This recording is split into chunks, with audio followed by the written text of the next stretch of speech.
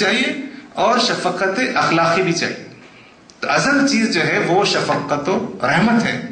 تو دائی کے مزاج میں وہ شفقت اور رحمت کا پہلو چھایا ہوا ہے. تند آدمی اور سخت آدمی وہ یعنی جو ہے دائی دعوت کے میدان میں بہت زیادہ ٹک نہیں سکتا.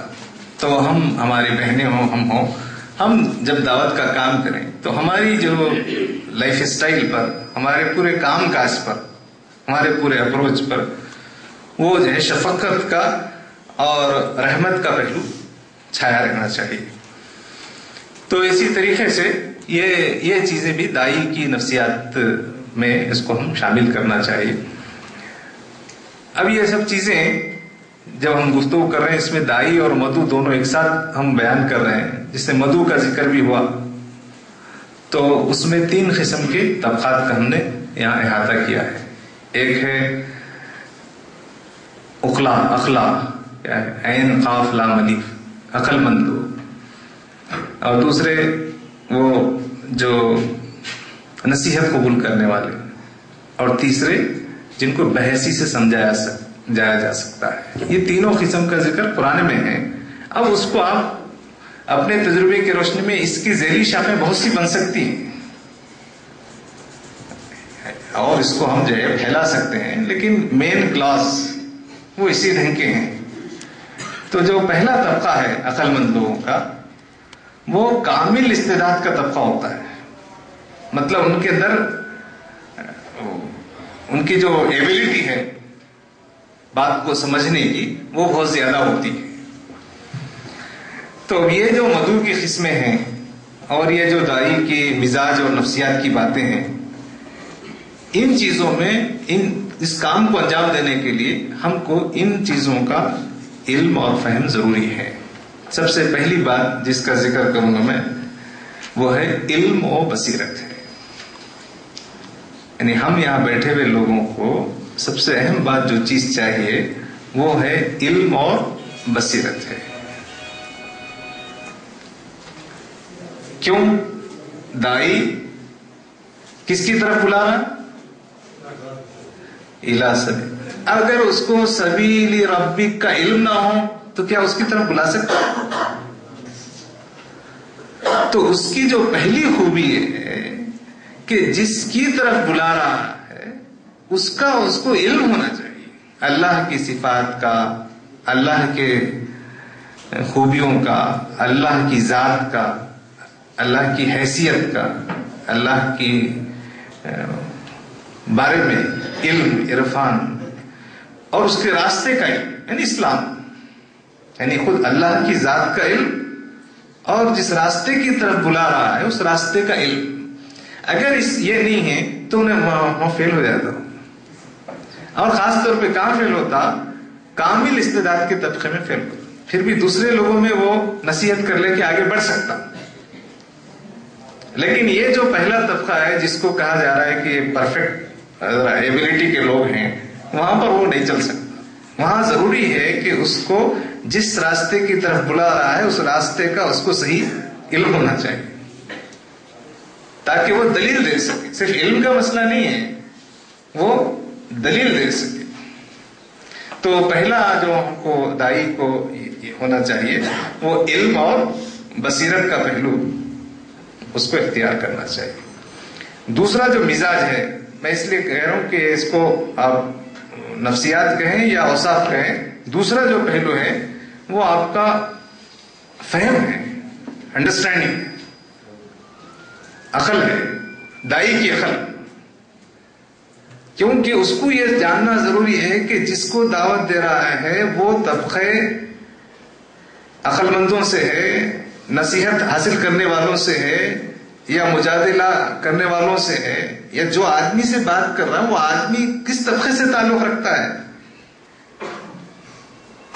اور اس کو کون سی بات بولنا چاہیے.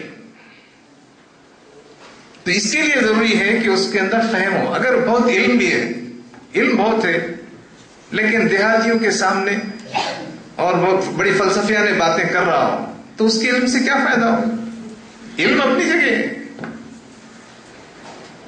یعنی علم اپنی جگہ ہے لیکن علم سے فائدہ نہیں ہو رہا. علم سے فائدہ ہونے کے لیے فہم ہونا بھی ضروری ہے, عقل مندی بھی ہونا ضروری ہے.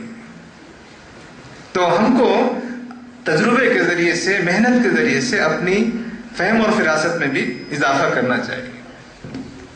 تیسرا وہ ہے اخلاق ہے.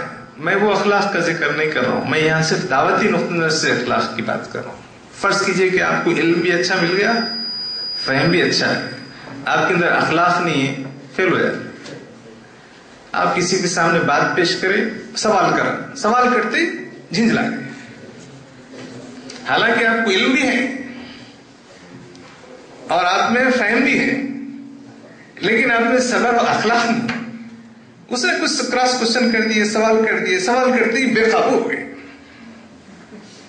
اب وہ بے قابو ہو گئے تو وہ علم کی پوری جو دنیا تھی, وہ جو فہم کی جو پوری دنیا تھی, وہ اخلاق کے کمی سے وہ پوری جو دو پہلے کی چیزیں وہ بھی تہس نہس ہو جاتی.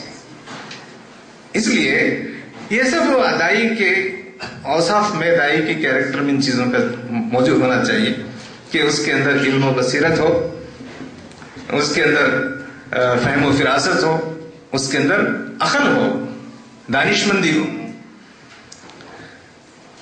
اور ایک چیز, میرے پر اور بھی چیزیں لکھی ہوئی ہیں لیکن جو اچھی چیز دیکھتے اس کو پہلے بول دیتا ہوں, وہ ہے شان تربیت. تربیت کرنے کی شان ہے نا آپ میں. دائی کا مطلب کیا ہے؟ اللہ تعالیٰ نے سبیل رب کیوں کہا؟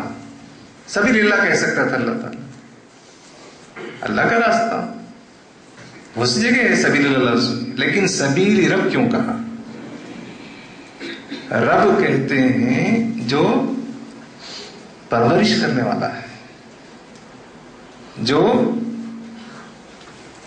آگے بڑھاتا, جیسا بچے سے جوان سے, ہاں سب چیزوں کو پرورش کرتا, اس کو رب کہتے ہیں. تو مطلب یہ ہے کہ جو اللہ کی طرف بلانے والے ہیں وہ بھی ان بندوں کی بتدریج ان کو اوپر اٹھانے والے ہیں. تو ایک عام آدمی کو ایک بہت بہتر آدمی بنا رہے, تو وہ تربیت کی حکمت اور تربیت کی شان اور تربیت کا صبر ہمارے اندر ہونا چاہیے.